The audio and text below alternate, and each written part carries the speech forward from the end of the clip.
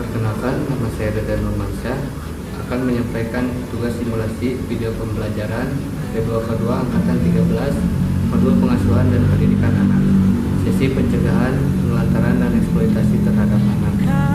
Langkah kedua yaitu pengertian penelantaran terhadap anak. Terima kasih. Untuk sesi 12 kalau di modul, kalau di tugas saya sesi 5.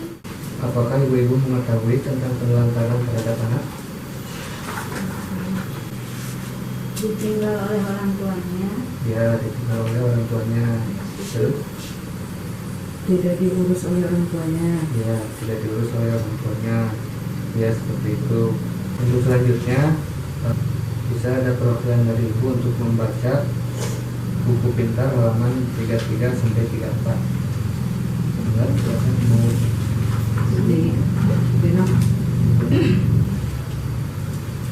Kisah Tasripin buat yang 12 tahun yang harus menghidupi ketidakadilan. Jauh di luar dusun di desa Gunung Murah,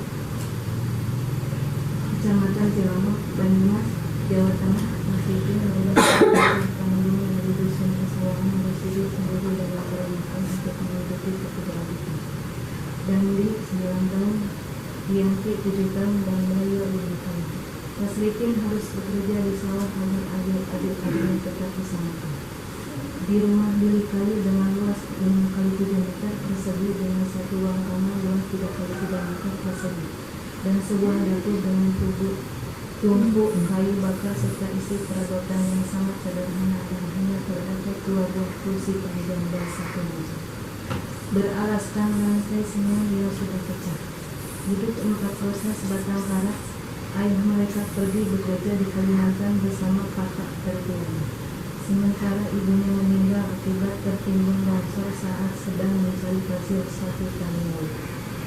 Kini bocah-bocah tersebut harus hidup sebatang kara dan tidur dalam satu kamar dengan kasur dan bantal yang sudah tanpa khusus dengan ditutup matras. Ketiga adiknya sangat mengandalkan kakak kedua mereka. Tasripin yang setiap hari harus bekerja di sawah dengan mencangkul, membersihkan sisa-sisa padi serta menanam padi bersama warga desa pada saat masa panen. Ibu sudah meninggal dan bapak bekerja di Kalimantan bersama kakak. Kata Tasripin, Jumat 12/4/2019.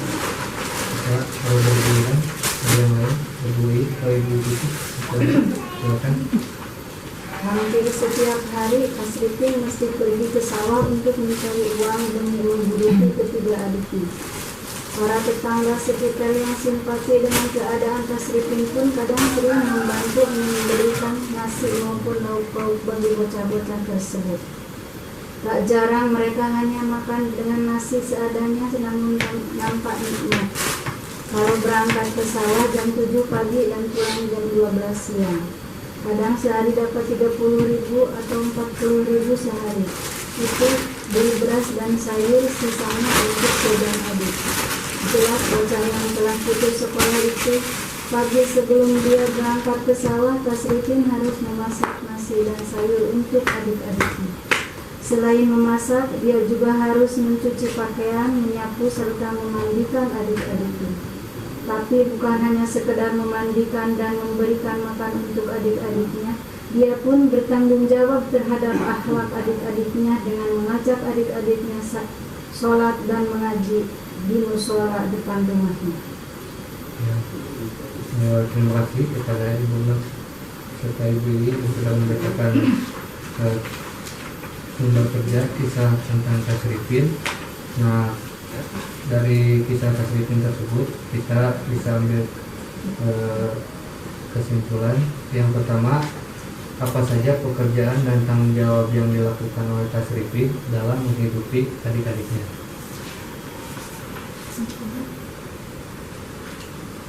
Yang pertama, apa saja yang bisa Bekerja di sawah.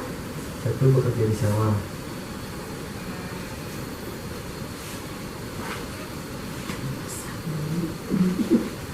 Bekerja di sawah. Yang kedua, Memasak, memandikan adik-adiknya. memasak, memandikan adik-adiknya. mencuci pakaian.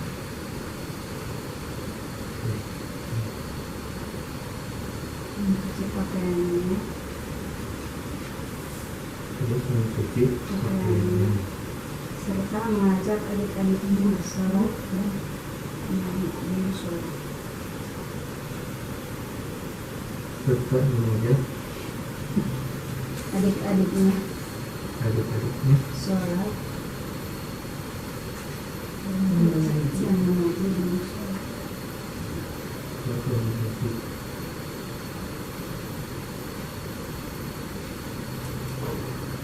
dengan sholat. Nah, selanjutnya ada lagi yang dikerjakan tasrifin untuk menghidupi adik-adiknya. Tidak ada. Ya. Terus pertanyaan yang kedua, apakah yang dilakukan tersebut layak dilakukan oleh anak seusia tasrifin? Tidak. Tidak. Tidak. Tidak ada. Kemudian yang ketiga, apa yang seharusnya dilakukan oleh ayah atau kerabatnya terhadap tasrifin dan adik-adiknya? Menjaga anak-anaknya supaya tidak terlantar. Menjaga Anak-anaknya supaya tidak terlantar. anak-anaknya supaya Tidak terlambat dan tidak meninggalkan anak-anaknya kerja keluar kota kali ini, dan tidak meninggalkan anak-anaknya kerja keluar kota. dan meninggalkan Anak-anaknya kerja keluar kota. Mungkin kerja di rumah kan jadi pak mantau anak-anak. Kudunya keluar ngerti. Jadi Depan. yang seharusnya dilakukan oleh ayah dan kerabatnya yaitu menjaga anak-anaknya supaya tidak terlantar dan tidak meninggalkan anak-anaknya keluar kota. Ada lagi